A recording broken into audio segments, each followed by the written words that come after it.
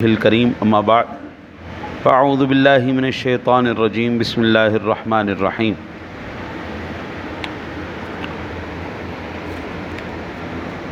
احل لکم لیلۃ الصیام الرفث الی نسائکم ہن لباس لکم وانتم لباس لہن۔ روزے کی راتوں میں اپنی عورتوں کے پاس جانا تمہارے لیے حلال ہوا، وہ تمہاری لباس ہیں، تم ان کے لباس۔ علم اللہ انکم کنتم تختانون انفسکم فتاب علیکم وعفی عنکم۔ اللہ نے جانا کہ تم اپنی جانوں کو خیانت میں ڈالتے تھے، اس نے تمہاری توبہ قبول کی اور تمہیں معاف فرمایا۔ فالآن پس اب باشروہن وابتغوا ما کتب اللہ لکم، ان سے صحبت کرو اور طلب کرو جو اللہ تعالیٰ نے تمہارے نصیب میں لکھا ہے۔ وکلوا واشربوا حتی یتبین لکم الخیط الابیض من الخیط الاسود من الفجر، اور کھاؤ پیو یہاں تک کہ تمہارے لیے ظاہر ہو جائے سفیدی کا ڈورا سیاہی کے ڈورے سے۔ ثم اتموا الصیام الی اللیل، پھر رات آنے تک روزے پورے کرو۔ وکلوا واشربوا حتی یتبین لکم الخیط الابیض من الخیط الاسود من الفجر ثم اتموا الصیام الی اللیل، کھاتے پیتے رہو یہاں تک کہ تم پر صبح کا سفید ڈورا رات کے سیاہ ڈورے سے الگ ہو کر نمایاں ہو جائے، پھر روزہ رات کی آمد تک پورا کرو۔ چند سال پہلے، 2 سال کی بات ہے یا غالباً 3 سال کی بات ہوگی، ایک پروفیسر نے یہ آیہ مبارکہ پڑھ کے اس نے کہا کہ یہ جتنے بھی ہیں روزہ افطار کرنے والے، یہ سارے کے سارے اپنے روزے برباد کر رہے ہیں، ان کا روزہ نہیں، ان کا کھوجا ہے۔ اس نے یہ بڑی، وہ سکولیہ ہو تو اس کی بات بھی بڑی جلدی سے وائرل ہوتی ہے۔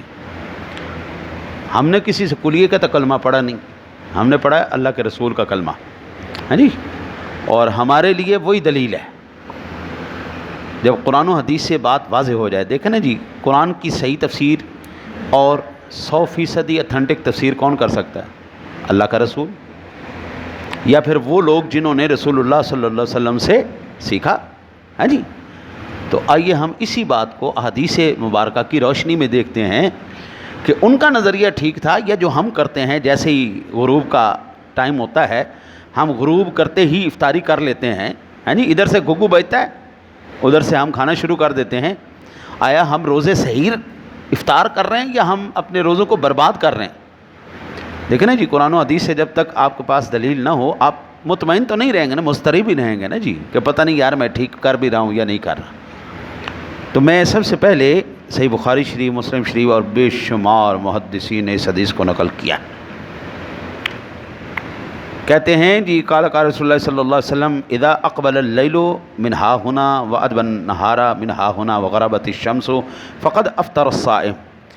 عاصم بن عمر بن خطاب ان کے والد محترم سے روایت کرتے ہیں کہ رسول اللہ صلی اللہ علیہ وسلم نے فرمایا، جب رات اس طرف سے آ رہی ہو اور دن اس طرف سے جا رہا ہو اور سورج غروب ہو جائے تو روزہ دار روزہ افطار کرے۔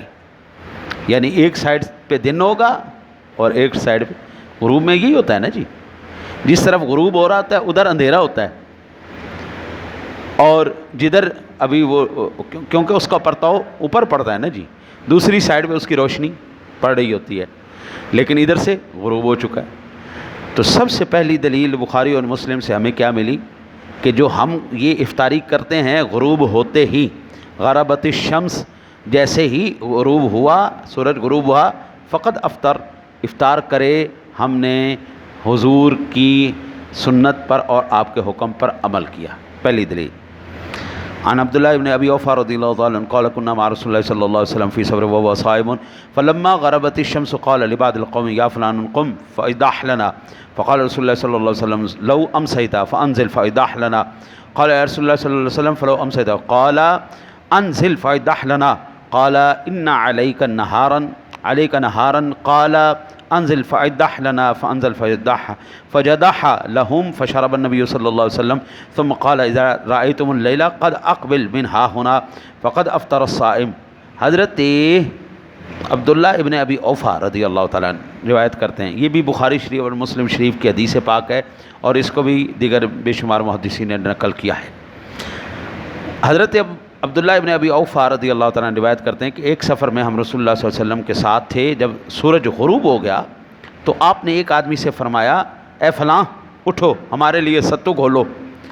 عرض گزار ہوا کہ یا رسول اللہ شام ہونے دیجئے، یعنی ابھی سویرا تھا، ابھی اندھیرا نہیں پھیلا تھا، ابھی جیسے غروب کے ٹائم ہوتا ہے، شام ہونے دیجئے. فرمایا اترو ہمارے لیے ستو بناؤ. عرض کی یا رسول اللہ شام تو ہو جائے. فرمایا اترو ہمارے لیے ستو گھولو. عرض گزار ہوا ابھی تو دن ہے. فرمایا اترو ہمارے لیے ستو بناؤ. پس وہ اترا، ان کے لیے ستو بنائے. پس نبی اکرم صلی اللہ علیہ وسلم نے نوش فرمائے. پھر فرمایا کہ جب تم دیکھو کہ رات ادھر سے آ رہی ہے تو روزہ دار روزہ افطار کرے. آپ کی میری نگاہ اور ہے، نگاہ نبوت اور ہے. سادہ سی بات ہے. آپ کی میری نگاہ وہ ظاہر کو نہیں دیکھ سکتی، جو ہمارے سامنے چیز ہے ہم اسی کو دیکھیں گے. میں نے کل حدیث پاک عرض کی تھی نا جی عصر کے درس کے درمیان کہ حضور دعا کرتے تھے اے اللہ جو تیرے نزدیک شر ہے مجھے اس شر سے محفوظ فرما، اور جو تیرے نزدیک نیکی ہے مجھے اللہ اس کی توفیق عطا فرما. یعنی معلوم ہوا جو تیری نظر میں نیکی ہے یا تیری نظر میں اچھا ہے وہ حقیقت میں برا ہے. جو حقیقت میں تو سمجھتا ہے کہ یہ میرے لیے برا ہے لیکن وہ حقیقت میں تیرے لیے اچھا ہے. ہم اپنے لیے جو اچھا ہے ہم وہ بھی نہیں جانتے، جو ہمارے لیے برا ہے ہم وہ بھی نہیں جانتے، لیکن اللہ تو جانتا ہے نا جی. اللہ جانتا ہے، اس کا حبیب جانتا ہے. حضور دیکھ رہے تھے غروب ہو چکا ہے، حضور فرماتے جلدی کر ستو گھول. حضور کا اپنا ذاتی عمل یہ بتا رہا ہے جیسے ہی غروب ہو جائے فوراً. اچھا جی. عن ابی ہریرہ ان نبی صلی اللہ علیہ وسلم قال لا یزال الدین ظاہرا ما عجل الناس الفطر لأن اليہود والنصارى یؤخرون. حضرت ابو ہریرہ رضی اللہ تعالیٰ عنہ سے روایت ہے کہ رسول اللہ صلی اللہ علیہ وسلم نے فرمایا دین ہمیشہ غالب رہے گا جب تک لوگ افطار میں جلدی کرتے رہیں گے، کیونکہ یہود و نصارہ افطار میں دیر لگاتے ہیں. وہ رات کیوں غروب آفتاب تک وہ کیوں دیر کرتے ہیں؟ یہ جو رات کا انتظار کر رہے ہیں یہ دراصل وہ ستارہ پرست لوگوں کے ساتھ اپنی تشبیہ قائم کر رہے ہیں. اسلام نے ہر مقام پر یہود و نصارہ کی مخالفت کی ہے، ہنود و یہود کی بھی مخالفت کی ہے. یہودی ہوں، وہ عیسائی ہوں، وہ ہندو ہوں، وہ سارا معاشرہ ہندوؤں کا معاشرہ تھا، بتوں کے پجاری تھے. حضور تو ہمیں ان سے چھٹکارا دلوانے کے لیے آئے تھے، نہ کہ وہ اس مقصد کے لیے آئے تھے کہ ہم ان کی نقلیں اتارتے پھریں. دیکھیں نا من تشبہ بقوم فہو منہم، ہم نے پڑھا نہیں جو جس کی نقل کرے گا وہ اسی میں سے ہوگا. ہم نے کھانے میں، پینے میں، رہنے میں، سونے میں ہمارا تمدن، ہماری تہذیب، ہماری ہر چیز الگ ہے. اللہ کے رسول نے ہمیں عطا فرمائی، اللہ کے حبیب نے ہمیں عطا فرمائی. ہاں جی. پھر اب حضور نبی اکرم صلی اللہ علیہ وسلم کہ ایک اور فرمان علی شان عن معاذ بن زہرہ انہ بلغہ ان نبی صلی اللہ علیہ وسلم کان اذا افطر قال اللہم لک صمت وعلی رزقک افطرت. حضرت معاذ بن زہرہ کو یہ خبر پہنچی کہ حضور نبی اکرم صلی اللہ علیہ وسلم جب افطار کرتے تو کہتے اے اللہ میں نے تیرے لیے روزہ رکھا اور تیرے ہی رزق سے افطار کیا. جیسے کہ ہم دعا کرتے ہیں اس میں سے چند الفاظ اللہم انی لک صمت وبک آمنت وعلیک توکلت وعلی رزقک افطرت، یہ ہم عام روٹین میں دعا کرتے ہیں. تو ٹھیک ہے الفاظ دو چار آگے پیچھے ہو جائیں تو کوئی حرج نہیں، اس میں بندہ اپنی زبان میں بھی دعا کر سکتا ہے، لیکن یہ دعا یاد کر لے تو ذرا برکت ہو جاتی ہے کہ حضور کے منہ اقدس سے، ہاں جی، آپ کی زبان مبارک سے یہ الفاظ ادا ہوئے ہیں، ہمیں بھی ان کی برکت نصیب ہو جائے گی اور اللہ تعالیٰ ہمیں بھی اس کا فیض عطا فرما دے گا. حضرت عن سلمان ابن عامر عمہا قال قال رسول اللہ صلی اللہ علیہ وسلم اذا کان احدکم صائما فلیفطر علی التمر فإن لم یجد تمر فعلی الماء فإن الماء طہور. حضرت سلمان بن عامر رضی اللہ تعالیٰ عنہ روایت کرتے ہیں کہ رسول اللہ صلی اللہ علیہ وسلم نے فرمایا تم میں سے کوئی روزہ دار ہو تو چاہیے کہ کھجور سے افطار کرے. فإن لم یجد التمر، اور اگر اس کو کھجور میسر نہ آئے تو پھر کیا کرے؟ فإن الماء، تو پھر وہ پانی سے اپنا روزہ افطار کرے. یعنی کھجور سے اور پانی سے روزہ افطار کرنا یہ سنت ہے، لیکن یہ فرض نہیں ہے، ضروری نہیں، لیکن سنت ہے. کھجور سے کر لے گا، پانی سے افطار کر لے گا، جس کے پاس کھجور ہو کھجور کر لے، جس کے پاس نہیں ہے وہ۔ خلاصہ کلام یہ ہوا کہ حضور نبی اکرم صلی اللہ علیہ وسلم غروب آفتاب کے فوراً بعد روزہ افطار فرماتے تھے۔ کھجور ہوتی تو کھجور کے ساتھ، نہیں تو پانی کے ساتھ روزہ افطار فرماتے۔ ٹھیک ہے جی۔ باقی دعائیں جو ہیں وہ آپ اردو میں بھی کر لیں گے تو اللہ تعالیٰ آپ کی دعا کو قبول فرما لے گا۔ ایک دو میں روایتیں آپ کو سحری کے بارے میں بھی عرض کر دوں۔ میرے آقا نبی اکرم صلی اللہ علیہ وسلم نے فرمایا ان معاشر الانبیاء امرنا ان نؤخر سحورنا ونعجل فطرنا۔ ابن حبان کی یہ روایت ہے، ہم گروہ انبیاء کو حکم دیا گیا ہے کہ ہم سحری تاخیر سے اور افطار میں جلدی کریں۔ سحری دیر سے کرنا اور افطاری جلدی کرنا یہ انبیاء کا طریقہ ہے۔